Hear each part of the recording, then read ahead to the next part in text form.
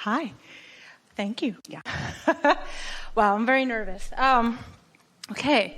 So I don't know if I'm going to change the shift here, but doesn't matter.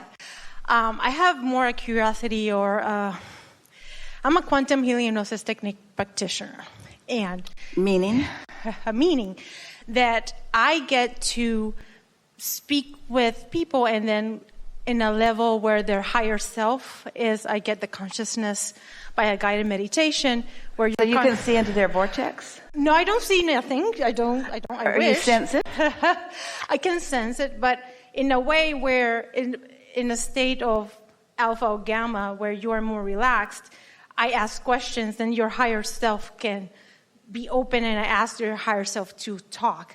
And then we can... So there's a process where you get the physical not believing part of them out, and absent the belief that doesn't allow it, then our only question is, when they come back to their normal physicality, have they changed, or did the change only happen in the non-resistant state? Well, I did my own, and has changed my life in miracle ways, Yeah. and I found the purpose of my life, which is, that's why I'm here. Yeah. But in this process, which is amazing, it's like talking to you, but with the higher consciousness of whoever comes We are the into... higher consciousness of whoever.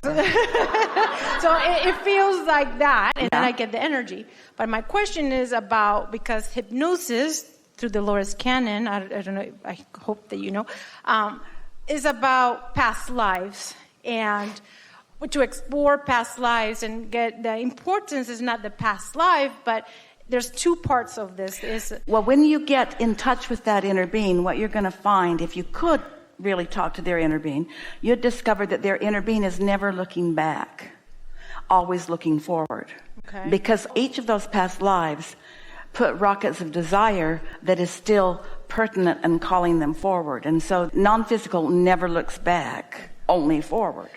So what I've been learning is that, is a question for you, our past lives are real, or is we are living parallel lives, or is it different dimension? Well, that's my question. Past lives happened, they're real, and rockets of desire were launched, and so evolution happened, and so therefore it's real.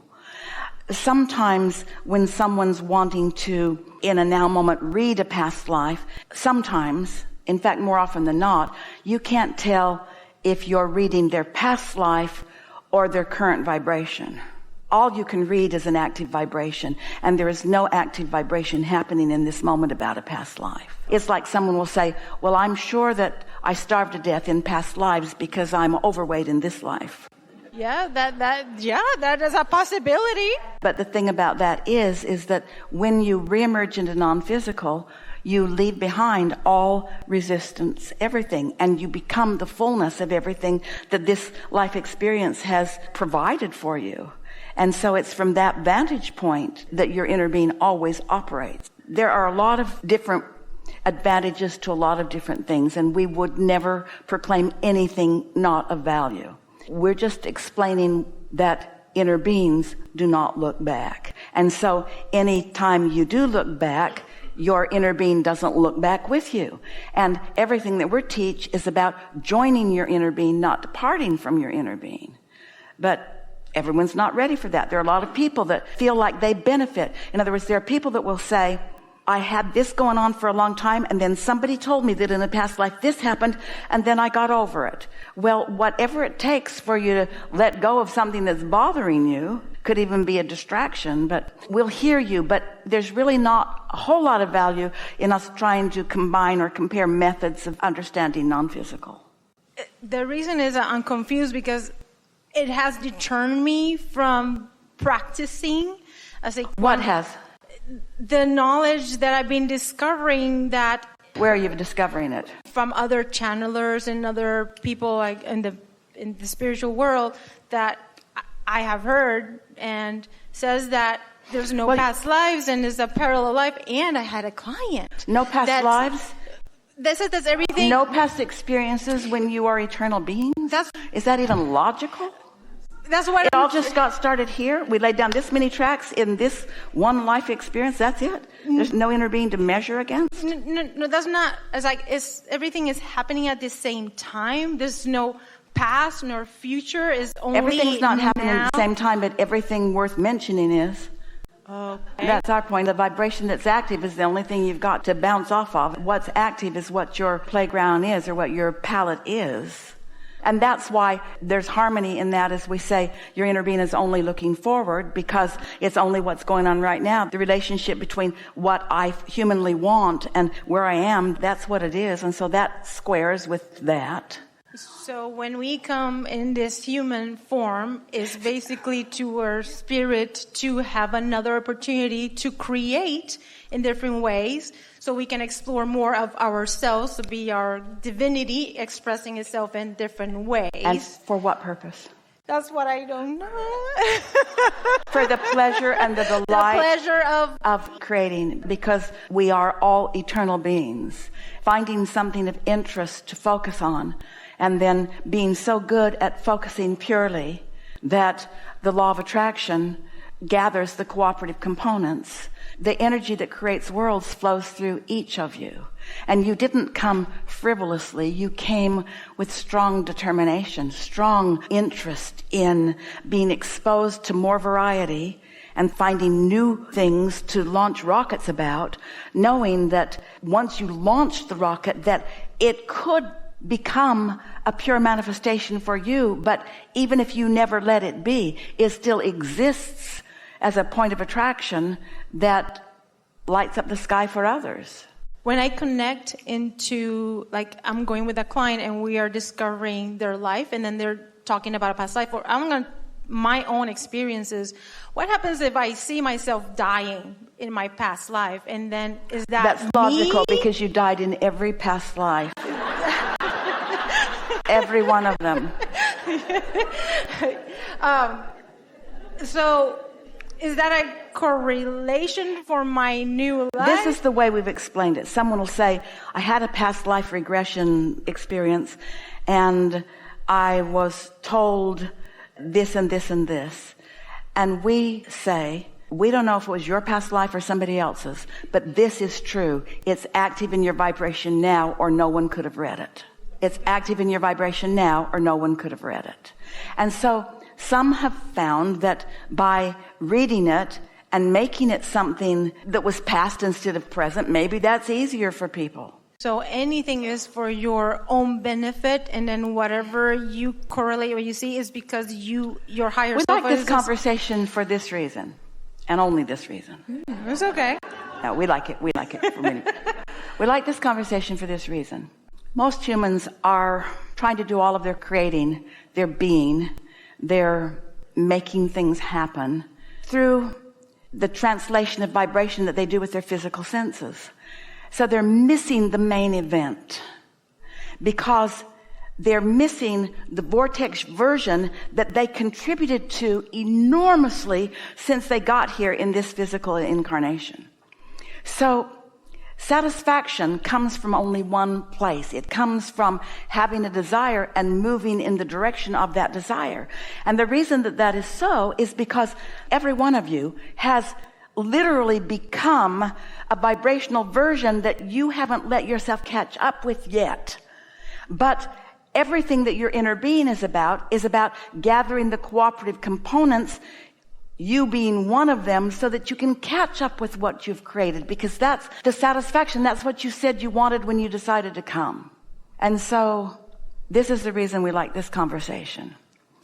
It is a hard sell, S-E-L-L. It is a hard sell to get you to be less physical sensory and more emotional sensory. And it's because you are more non-physical than you are physical. But the physical part of you is to enhance the non-physical, and the non-physical is to enhance the physical. And when it all works together, then you get to have the leading edge experience of discovering something new, and the leading edge experience of then moving into the frequency of it, and then you get to join your inner being while you get to experience the full-blown manifestation of it. When you launch a rocket of desire, your non-physical selves, the inner part of you, experiences the fullness of your creation, whether you ever let yourself catch up with it or not. But you could have done that from non-physical. You said, I want to be in a body and I want to have physical experiences and I want those physical experiences to expand for me. I don't want to just go and regurgitate and live the same way that the generation that is there is living. I want to explore and I want to decide. I want my personal decisions to matter. I'm going to launch the rockets. And your inner being said, and we will remain here non-physically focused. And each and everything that you send to us, either by knowing what you don't want so we know what you do want, or by saying, this is what I want, everything that you send, we will focus upon unendedly and with zero resistance. And the law of attraction will respond to us. And as the law of attraction responds to us, as we focus upon your desire, you will experience, if you don't move, you'll experience the tug. And if you still don't move, you'll experience the tug. But when you do begin to move, you'll experience the satisfaction of moving toward what you are wanting. So much of what you are doing is beneficial. Just understand that you are eternal beings and you've been around a long time. And you've laid down a lot of tracks. And when you reemerged into non-physical, the only thing that remained of everything that you lived was the becoming that you asked for. Not one obstacle is part of that mix. Not one piece of resistance is part of that mix. We know this about you. As you take this in, and we know you are, and we know it's a little hard in a couple of ways, but not many, you will hear the value and truth in so much of what you're teaching. As you listen back to this recording, you'll recognize the benefit that you're offering to people through your process that harmonizes with what we're talking about here. Esther used to feel frustration. She would say, Abraham, why are those teachers lying? Especially when she started with us. People would come like you are here, like he did at the very first part of the day, and present things that are different than what Esther has come to know as what Abraham teaches. Why are they making stuff up? She would ask us. Why are they lying? And we said, Esther, if everyone was in exactly the same place, then every teacher would be in exactly the same place.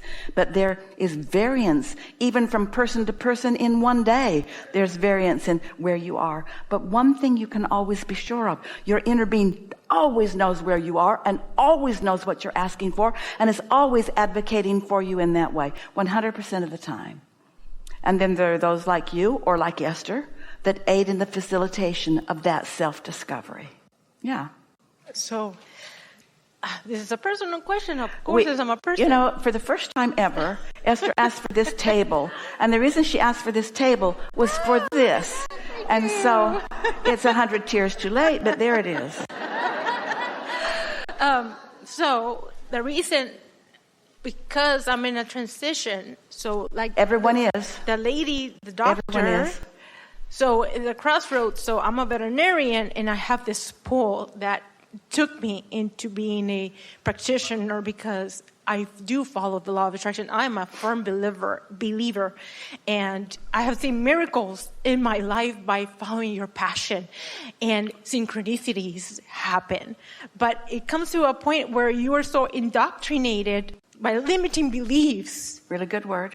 And it's really hard to let go of those limiting beliefs and start following what you love. But see, when there's a desire, that's why we said, if you're not looking back, focusing on the desire, it causes the limiting beliefs for the most part to become inactive. Then they're not a factor. Okay. So just by doing this work, I don't have to worry. It's like whatever is good for that person is a service for them. And at the same time, I grow and then create all these beautiful experiences for my life. We just want to say to you, when you want as you want and you are as you are, you're not getting it wrong. You're right there at the right place in the right time for what someone is looking for. And the satisfaction that you feel is evidence of that. So just feel worthy and then everything will be okay because you're worthy. So be yourself. Doesn't matter what. And then just... Because I'm learning, so we are infinite beings, but I'm the only Catherine in this world. So I want to express myself as much as I can and have all the experiences Here's that I can. Here's the thing, this is a wonderful conversation that follows the one just before. And you're not the giver of so much that you think you're the giver of. Because each person that you are interacting with is a self-attractor. What you are is a facilitator to help them let in what they're asking for.